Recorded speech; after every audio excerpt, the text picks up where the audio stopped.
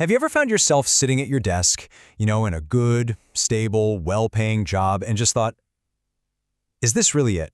It's a question so many of us face, right? That constant pull between the safety of the 9 to 5 and the dream of building something that's actually yours. Well, today, we're going to break down the blueprint for making that leap, not as a blind jump, but with a real, solid, strategic plan. And this really gets to the heart of the matter. This quote comes from a 28-year-old software engineer who's making $250,000 a year. I mean, on paper, that's the dream, right? But the feeling is one of being trapped, of literally wasting away your best years. It's such a powerful and honestly a very common conflict. And this is what we call the golden handcuffs. It's a huge problem. You've got the great salary, the security, all the benefits. But what you really want is autonomy. You want passion. You want the freedom to build your own thing. And it's this internal tug-of-war that keeps so many of us feeling completely stuck, dreaming about a change but just terrified to risk everything we've already built. So how do you go from feeling stuck to actually taking action? Well, the first step has nothing to do with business plans or resignation letters. It's all about the internal work. It's essential. See, before you can build a business out in the world, you first have to build a rock-solid foundation inside yourself. And this right here is the first, and I mean the absolute most critical question you have to ask yourself. As author Gavin Sikoria points out, before you do anything else, you have to define your personal why. And we're not talking about just wanting to be your own boss. We're talking about digging deep to find the real, driving purpose behind why you'd even want to take on something this massive. Because let's be real for a second. Starting a business is going to test you in ways you can't even imagine. And when you hit those roadblocks, and trust me, you will hit them, a flimsy reason for starting just isn't going to cut it. Your why, that is the fuel. That's the only thing that's going to get you through the tough days. Okay, so once your purpose is crystal clear, it's time to do a practical self-assessment. What are you actually good at? What service or product are you going to offer? You've got to look at your entire skill set. The technical stuff you know, the software, the languages, but also your soft skills like how you communicate or solve problems. This personal inventory becomes the raw material for your new venture. Right, so the internal work is done. Now let's build on that foundation with a real, practical blueprint. A successful escape from the 9 to 5 needs two separate, clear plans that run side by side. One for your money and one for your business. If you ignore either one of these, you're setting yourself up for failure. So on the money side of things, let's talk about a really powerful strategy called Coast FIRE. Now, this isn't about retiring next week. It's about saving like crazy early on, building up a nest egg that can then just grow on its own, all thanks to the magic of compound interest. Once you hit your Coast FIRE number, that massive pressure to save for retirement, it just disappears. All you need to do then is earn enough to cover your day-to-day living expenses. And this example from Kubera makes it so much more real. I mean, look at that number. Hitting that milestone basically de-risks your entire future. It gives you the freedom and the breathing room to go after a passion project that might not pay a whole lot, at least not in the beginning. It's a game changer. Okay, so having a financial safety net is one thing. That's huge. But what about the business itself?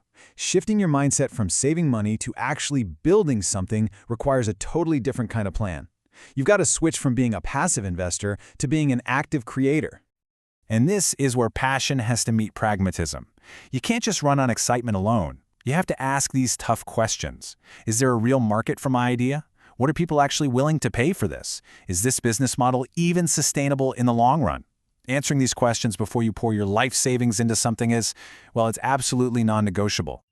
All right, you've got your why. You've got your financial plan. You've got your business idea mapped out. But now you have to navigate a hidden minefield before you can launch: your legal obligations to your current employer.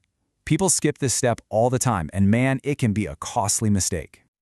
This is your homework. Your first, most important action item. That offer letter you signed, the confidentiality agreement, the non-compete clause you probably skimmed over when you were hired.